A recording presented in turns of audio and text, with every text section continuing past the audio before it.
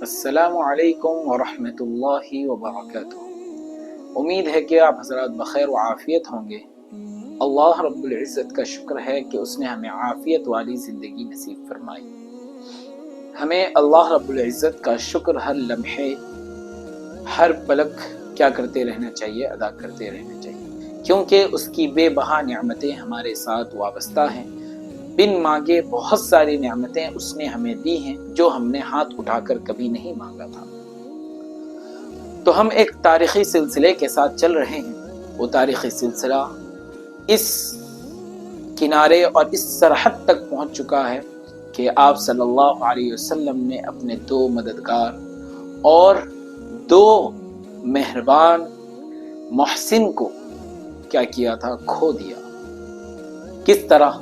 یکے بعد دیگرے سن 10 نبوی کے اندر ابو طالب اور حضرت خدیجۃ الکبریٰ رضی اللہ تعالی عنہا کا اس دنیا سے، اس دار فانی سے دار بقا کی طرف، اس نہ رہنے والی دنیا سے رہنے والی آخرت کی طرف کوچ کر جانا۔ پھر آپ صلی اللہ علیہ وسلم غم سے نڈھال، یعنی جو کہتے ہیں نا کہ سہارا، میرا دایاں ہاتھ اور میرا بایاں ہاتھ، یہ 2 ہاتھ کتنے مضبوط ہوتے ہیں، اس دونوں کے مقابلے میں یہ زیادہ مضبوط ہے۔ تو یہ دونوں ہاتھ میں سے کوئی ایک ٹوٹ گیا تو پھر اس کی بھی طاقت کمزور ہو جاتی ہے۔ تو ایسے ہی آپ صلی اللہ علیہ وسلم کے لیے سہارا، تو آپ صلی اللہ علیہ وسلم بالکل غم سے نڈھال، یہاں تک کہ آپ صلی اللہ علیہ وسلم روم سے، کمرے سے بھی بہت کم نکلا کرتے تھے۔ کبھی وحی کا مسئلہ پیش آتا یا احکام خداوندی ہوتا، نکلتے اور پہنچاتے، لوگوں سے دین کی باتیں کرتے، پھر اندر آ کے بیٹھ جاتے تھے، اور دوسری کوئی کام سے ہم غم کر سکتے ہیں، ہمارے کوئی انتقال فرماتے ہیں رشتہ دار میں سے، لیکن 3 دن تک، اس سے زیادہ ہے۔ عورت ہے تو شوہر کے انتقال پر 4 مہینے 10 دن، جیسے کہ عدت وغیرہ میں بیٹھتی ہے۔ تو اس طرح آپ صلی اللہ علیہ وسلم جب غم سے نڈھال ہو گئے، بالکل ہر طرح سے، یعنی بالکل افسوس میں پڑ گئے۔ اور اسی سال ایسا اور بھی، یعنی کیا کہتے ہیں نا، زخم پر نمک چھڑکنا کس طرح ہوتا ہے؟ ایک تو زخم خود تکلیف دے، پھر نمک چھڑک کر اس میں اور زیادہ تکلیف، کہ اسی سال خسر پرویز 2 سپر پاور طاقتیں تھی اس وقت، جیسے اس وقت میں امریکہ ہے، روس ہے، چین ہے، تو اس طرح کی جو سپر پاور بڑی بڑی طاقتیں ہیں، تو اس وقت کی سپر پاور طاقت، اس سے پہلے کے سیشن میں بھی میں نے بیان کیا ہے ان کے سلسلے میں، کہ جو سپر پاور طاقتیں تھیں روم اور فارس، یہ اس وقت کی بڑی طاقتیں تھیں۔ جیسے آج کل ہم امریکہ کا نام لیتے ہیں زبان پر تو کیا ذہن میں آتا ہے؟ ارے جو پورے تمام ممالک کے اندر سب سے زیادہ طاقتور، جس کی کرنسی سب سے زیادہ مضبوط، تو اس طرح ذہن میں خیال آتا ہے نا۔ تو اس وقت اگر کوئی روم اور فارس کا نام لیتا تھا تو لوگوں کی یہ ذہنیں بنی ہوئی تھی کہ جو سب سے زیادہ طاقتور، سپر پاور اس وقت کا۔ تو اس وقت کا جو بادشاہ تھا فارس کا، شاہ فارس خسر پرویز، اس نے اپنے 2 کمانڈرز، 2 وزیر شہریار اور فرخان کو لے کر ایک بڑے فوج کے ساتھ روم والوں پر کیا کر دیا؟ حملہ کر دیا، روم والوں پر حملہ کر دیا۔ لیکن اس سے پہلے آپ لوگوں کو یہ معلوم ہونی چاہیے کہ روم والوں کی تعلق نصارہ سے، یعنی عیسائی ہیں، اہل کتاب ہیں، یعنی حضرت عیسیٰ علیہ السلام جن کی طرف بھیجے گئے تھے، جنہیں اللہ کی ایک کتاب ملی تھی جس کا نام انجیل ہے۔ 4 کتابیں ہیں نا، توریت، زبور، انجیل، قرآن، تو اس میں سے کیا ہے؟ انجیل جنہیں عطا کی گئی تھی، اہل کتاب، جو اور چیزوں کی پرستش نہیں کرتے تھے بلکہ کس کی؟ اللہ کو مانتے تھے، وہ یعنی نصارہ تھے، جنہیں عیسائی کہا جاتا ہے۔ تو یہ روم والے ہیں۔ بعد میں ان کا گروہ بٹ گیا، یا اس وقت میں بھی ایک گروہ میں بٹے ہوئے تھے، یعنی ابن ماننے کا، ماں ماننے کا، اور اس طرح حضرت عیسیٰ علیہ السلام کو خدا ماننے کا، اس طرح ان کے اندر میں بھی عقیدے ہیں، لیکن اہل کتاب تھے۔ اور فارس والے جو تھے یہ آتش پرست تھے۔ کیا تھے؟ یعنی آنکھ کے پجاری، آنکھ کو پوجنے والے، ان کو آتش پرست کہا جاتا ہے۔ تو جب ان لوگوں نے فارس والوں نے حملہ کیا کس پر؟ روم والوں پر، تو ان کو فتح حاصل ہوئی۔ فتح کس طرح کہ جو روم کے سرحدی شہر تھے، یعنی کسے کہیں گے، یعنی بارڈر ہوتا ہے نا کسی کنٹری کا، تو روم کا جو بارڈر والا جو شہر وغیرہ تھا، سٹی وغیرہ تھے، اس پر ان کا قبضہ ہو گیا اور وہاں پر وہ فتح پا لی۔ یہ خبر جب پوری دنیا میں پھیلی، مکہ والوں کو پہنچی، تو وہ لوگ طعن و تشنیع کرنے لگے کس کو؟ مسلمانوں کو، کہ جس طرح، یعنی اس سے ایک فال نکالنے لگے۔ فال جیسے اس دور میں لوگ ہاتھ نکال کے لگا کے نکالتے ہیں نا، کہ اس کے ہاتھ کا نشان ایسا ہے تو یہ یعنی دنیا میں کچھ عجوبہ کام کرے گا، اس کے ہاتھ کا نشان ایسا ہے تو یہ دنیا میں کچھ گھٹیا کام کرے گا۔ تو اس طرح لوگ فال نکالتے ہیں۔ تو اس زمانے میں بھی اس طرح کے بیوقوف لوگ موجود تھے، جیسا اس زمانے میں بھی ہے۔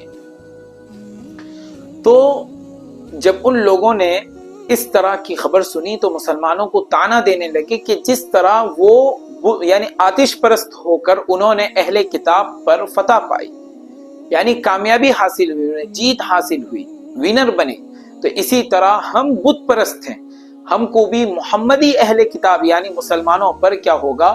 غلبہ حاصل ہوگا ایک دن، یعنی ہم کامیاب ہوں گے کس کے مقابلے میں؟ مسلمانوں کے مقابلے میں۔ تو اس طرح انہوں نے یہ فال نکالا تھا۔ جب اس طرح طعن و تشنیع ہوئی تو اللہ رب العزت نے ایک سورت نازل کی جس کو ہم سورۃ الروم پارے 21 کے اندر، یہ ہے تقریباً تیسرے صفحے کے اندر، الف لام میم غلبت الروم، یہ آیت نازل ہوئی کہ جس کے اندر یہ خبر دیا گیا کہ آج سے ٹھیک 10 سال کے اندر اندر روم والوں کو فارس والوں پر اللہ تعالیٰ غلبہ دے گا، یعنی ان کے اوپر میں انہیں جیت حاصل ہو۔ جب یہ خبر پھیلی، یعنی جب اللہ رب العزت نے یہ آیتیں کیا کی؟ اتارنے کے بعد تو یہ خبر بھی عام ہوئی، اور خصوصاً حضرت ابو بکر رضی اللہ تعالی عنہ نے اس خبر کو اور زیادہ عام کیا۔ جب یہ لوگ طعن تشنیع دیتے تھے تو اتنا عام ہوا کہ ابی اور ابو بکر کے درمیان ایک شرط ہو گیا کہ اگر ایسے ہی ہوا، کیا 10 سال کے اندر اندر اگر ایسے ہی ہوا تو میں تجھے 100 اونٹ دوں گا، اگر نہیں ہوا تو تو مجھے دے گا۔ تو اس طرح کیا ہوا تھا؟ شرط ہوا تھا دونوں کے درمیان میں۔ تو اس طرح کا یعنی زمانہ چلتا رہا، آج کا دن، کل کا دن، ہفتوں، سال در سال، لیکن آپ صلی اللہ علیہ وسلم دین کے کاموں میں ایسے ہی ڈٹے رہے، استقلال کے ساتھ، مضبوطی کے ساتھ، کہ ابو طالب کا دنیا سے رحلت فرما جانا، ابو طالب کا دنیا سے رحلت فرما جانا گویا کہ یہ پیغام ان لوگوں کو دے رہا تھا کہ اب ایذا پہنچانا تمہارے لیے جائز ہو گیا۔ لیکن یہ جو سال اس طرح چلتا رہا یہاں تک کہ مسلمان، یعنی یہ کب معلوم ہوا کہ ان لوگوں کو فتح ہوئی؟ یہ اس موقع پر جب آپ صلی اللہ علیہ وسلم نے مکہ سے، ابھی آیا نہیں، ہم بالتفصیل اسے آگے جانیں گے، لیکن یہ اسی موقع پر جان لیں تاکہ آپ لوگوں کو اچھی طرح یاد رہے کہ آپ صلی اللہ علیہ وسلم نے یہاں سے مکہ سے مدینہ کی طرف جب ہجرت کی، وہاں پر جو سب سے پہلے سن 2 ہجری کے اندر جو جنگ ہوئی ہے، جنگ بدر، تو اس موقع پر آپ صلی اللہ علیہ وسلم نے مسلمانوں کو فتح دی۔ کس کے مقابلے میں؟ کافروں اور بت پرستوں کے مقابلے میں۔ کس کے مقابلے میں؟ کافروں اور بت پرستوں کے مقابلے میں کس کو فتح دی؟ مسلمانوں کو فتح دی، یہاں مدینے کے اندر، اور بدر کے مقام میں، بدر کی جو لڑائی ہوئی تھی، اور وہاں روم والوں کو فارس والوں کے مقابلے میں کیا دی؟ فتح دی۔ یعنی 2 فتح ہوئی مسلمانوں کو۔ ایک تو حقیقی فتح، یعنی ڈائریکٹ مسلمان کس پر غالب ہو گئے؟ کفر و مشرکین، یعنی مکہ والوں کے مقابلے میں کون تھے؟ مسلمان تھے، مسلمانوں کو جیت ہوئی۔ اور دوسرے جانب دوسری اہل کتاب یعنی نصارہ کو جیت ہوئی فارس والوں کے مقابلے میں۔ تو اب مسلمانوں کا دل اور بڑا ہو گیا، ہمت حوصلہ اور زیادہ جم گیا کہ اللہ نے ایک ساتھ 2 فتح دی۔ مسلمانوں کو جو طعن و تشنیع دی جا رہی تھی اب اس کے برعکس ہو گیا۔ تو ابو جہل نے نعوذ باللہ من ذالک، ابو بکر رضی اللہ تعالی عنہ نے جو شرط لگائی تھی تو انہوں نے ابی کے مال وراثت میں سے 100 اونٹ کو حاصل کیا۔ کیونکہ ابی کا انتقال غزوہ احد کے موقع پر جب ہو گیا تو ابو بکر رضی اللہ تعالی عنہ نے اپنے شرط کے مطابق 100 اونٹ کو حاصل کیا۔ تو ایک سوال یہاں پر پیدا یہ ہوتا ہے کہ ذہن میں آ رہی ہوگا آپ کو، ابو بکر تو صحابی ہیں، انہوں نے شرط کا معاملہ کیسے رکھا؟ تو یہ جان لینا چاہیے آپ لوگوں کو کہ اس وقت یہ احکام نازل نہیں ہوئے تھے کہ شرط لگانا حرام ہے۔ کیا لگانا؟ شرط لگانا حرام ہے، ٹھیک ہے؟ تو اس وقت یہ حکم نازل نہیں ہوا تھا، جس کی بنا پر ابو بکر رضی اللہ تعالی عنہ نے وہ 100 اونٹ حاصل کیا۔ اس کے علاوہ بہتر کیا ہے وہ اللہ کو ہی معلوم۔ لیکن آپ صلی اللہ علیہ وسلم پر دن بدن تکلیفیں اور آزمائشیں اور بڑھ گئی، اور آپ صلی اللہ علیہ وسلم کے صحابہ کرام کے ساتھ بھی تکلیفیں اور زیادہ بڑھ گئی۔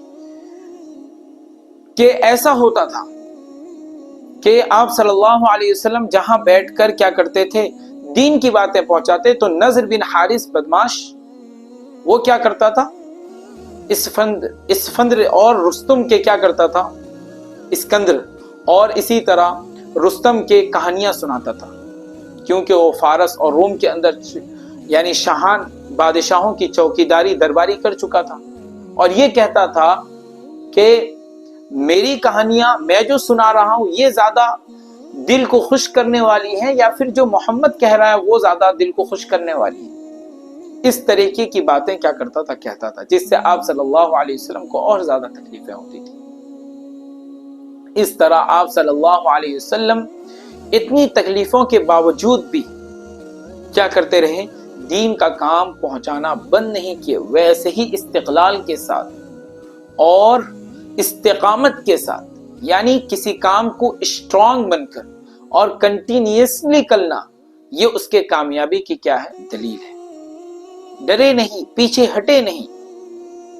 اور جب حضرت خدیجۃ الکبریٰ رضی اللہ تعالی عنہا کا اور ساتھ میں ابو طالب کا انتقال ہو گیا، تو آپ صلی اللہ علیہ وسلم نے جب تک حضرت خدیجہ رضی اللہ تعالی عنہا دنیا میں موجود تھی تو آپ صلی اللہ علیہ وسلم نے کوئی اور نکاح نہیں کی۔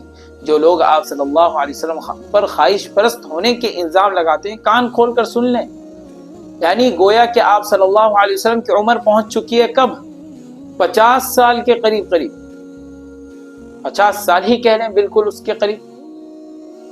تب جا کر آپ صلی اللہ علیہ وسلم نے حضرت خدیجۃ الکبریٰ رضی اللہ تعالی عنہا کے انتقال کے بعد آپ صلی اللہ علیہ وسلم نے نکاح کیا سودا بنت زمعہ سے۔ کس سے؟ سب سے پہلے جو نکاح کیا حضرت خدیجۃ الکبریٰ رضی اللہ تعالی عنہا کے بعد سودا بنت زمعہ سے، ان سے نکاح کیا۔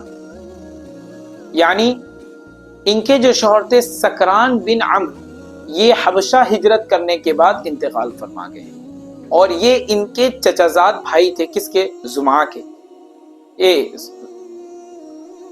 یعنی سودا کے چچازاد بھائی تھے۔ تو آپ صلی اللہ علیہ وسلم نے ان سے نکاح کیا، اور ساتھ ہی ساتھ کچھ ہی دنوں کے بعد آپ صلی اللہ علیہ وسلم نے حضرت عائشہ رضی اللہ تعالی عنہا سے بھی نکاح کیا۔ اس وقت ان کی عمر مبارک 6 سال کی تھی، لیکن جدائی ہوئی 9 سال میں۔ کتنے میں؟ 9 سال میں ان کی جدائی ہوئی۔ 6 سال کی عمر میں کیا ہوا؟ نکاح ہوا تھا۔ اور جب آپ صلی اللہ علیہ وسلم نے انتقال فرمایا اس وقت حضرت عائشہ کی عمر مبارک کتنی تھی؟ 18 سال کی تھی۔ جس دور میں ہمارے زمانے کی لڑکیاں کیا ہوتی ہیں تو بہت کم ہو گیا، وہ تو اور زیادہ عمر میں شادی ہوتی ہے۔ تو اس طرح حضرت عائشہ رضی اللہ تعالی عنہا سے نکاح ہوا، اور سودا بنت زمعہ سے آپ صلی اللہ علیہ وسلم کا نکاح ہوا۔ لیکن اس نکاح کے باوجود بھی آپ صلی اللہ علیہ وسلم پر ایک عجیب قسم کا ایک بوجھ رہتا تھا کہ جو درد وہ حضرت خدیجۃ الکبریٰ کے سامنے رکھتے تھے، اور ابو طالب کا جو سہرا تھا جس کی بنا پر آپ صلی اللہ علیہ وسلم جس طرح کھل کر کام کر رہے تھے، وہ کچھ کم یا پھر ایسا کہیں کہ کنفرٹ زون کے اندر آپ صلی اللہ علیہ وسلم آ گئے۔ لیکن آپ صلی اللہ علیہ وسلم پیچھے نہیں ہٹے۔ جس طرف نگاہ اٹھا کر دیکھیں کوئی آپ کا سہارا دینے والا نہیں، سب خون کے پیاسے، سب کے اندر یہ پلاننگ کہ کیسے آپ کو یہاں سے ہٹایا جائے۔ یہاں تک کہ ابو طالب کے انتقال کے بعد بنو ہاشم میں سے ابو لہب بدبخت، اس نے سوچی تھی کہ آپ کی کچھ نگرانی کرے، لیکن اس کے کسی دوست نے کیا کیا، کان بھر دیا. کہتے ہیں نا آج کل کے لوگ جیسا کان بھرتے ہیں, تو اس دور میں بھی ایسے کان بھرنے والے لوگ تھے. تو جس کی بنا پر وہ کچھ نگرانی یا پھر سرپرستی یا گائیڈ کیا کرے گا, بلکہ ہر دن نئی مصیبت سوچتا تھا کہ نئے طریقے سے کیسے کیا کیوں کروں, تکلیف پہنچاؤں آپ صلی اللہ علیہ وسلم محمد کو. تو یہ پلان ہر کسی کا بچہ خون کا پیاسا ہو گیا تھا. لیکن آپ صلی اللہ علیہ وسلم دین کا کام کرنے سے, میں بار بار یہ بات کہہ رہا ہوں اس لیے کہ جب انسان اپنا ایک مشن, ایک پلان, ایک مقصد, ایک منزل بنا لیتا ہے, تو اگر وہ اس سے پیچھے نہیں ہٹتا ہے, استقامت کے ساتھ, استقلال کے ساتھ کام کرتا رہتا ہے, تو کبھی وہ کیا ہوتا ہے, پیچھے نہیں ہٹتا ہے. ابی ابن خلف یہ آپ صلی اللہ علیہ وسلم جب جاتے تھے استہزاء کرتا تھا, طعن کرتا تھا, برا بھلا کہتا تھا, مذاق اڑاتا تھا. اسی طرح ایک صحابی آپ صلی اللہ علیہ وسلم کے ہیں, خباب ابن ارت, کیا نام ہے ان کا, پیچھے بھی آپ پچھلے سیشنوں کے اندر بھی آپ لوگ سن چکے ہیں. خباب ابن ارت یہ لوہار تھے. لوہار ہوتے ہیں نا جو چھری وغیرہ بناتے ہیں, تو یہ تلوار وغیرہ بنایا کرتے تھے.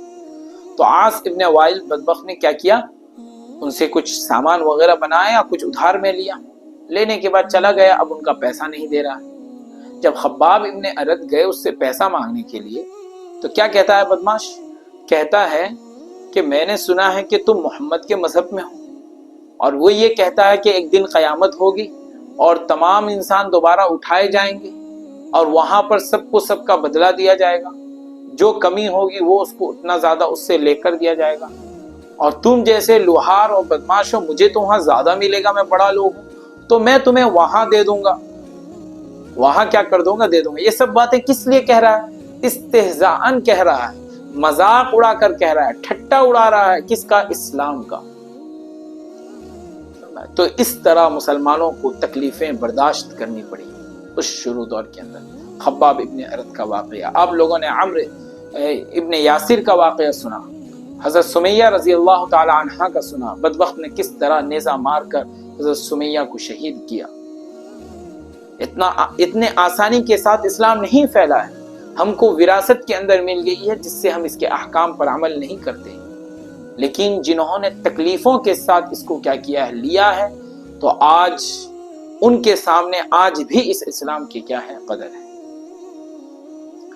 تو اس طرح آپ صلی اللہ علیہ وسلم نے طرح طرح کی پریشانیاں برداشت کی, لیکن اسلام کو پھیلانا, اسلام کو یعنی اسپریڈ کرنا, لوگوں کے سامنے کھل کر بیان کرنا نہیں چھوڑا. دن رات کا مشغلہ بھی یہی تھا, اور کوئی کام نہیں, صرف دین کا کام, یعنی دین کی باتیں پہنچانا. ان لوگوں کا بت پرستی میں دیکھ کر, کافروں کو بت پرستی کے اندر دیکھ کر آپ صلی اللہ علیہ وسلم کا دل بے چین ہو جاتا تھا کہ کیسے ان کو کیا کروں, اللہ کی طرف لے آؤں. ایک فکر ہونی چاہیے, ایک مسلمان کے اندر ایک فکر ہونی چاہیے. ہم اگر کسی کو برا کام کرتے ہوئے دیکھیں تو ہمارا دل مچل جانا چاہیے, یعنی کوڑنا چاہیے کہ کیوں یہ برا کام کر رہا ہے, کیا اسے کوئی سمجھانے والا نہیں ہے, کیا اسے کوئی صحیح راستہ دکھانے والا نہیں ہے. تو ہم کوشش کریں, ہم اسے صحیح چیز بتائیں, صحیح باتیں بتائیں, تاکہ ہمارا یہ مسلمان بھائی کیا کرے, صحیح راستے پر چلنے والا بن جائے. انہی باتوں پر میں اپنے بات کو مکمل کرتا ہوں. السلام علیکم ورحمۃ اللہ وبرکاتہ.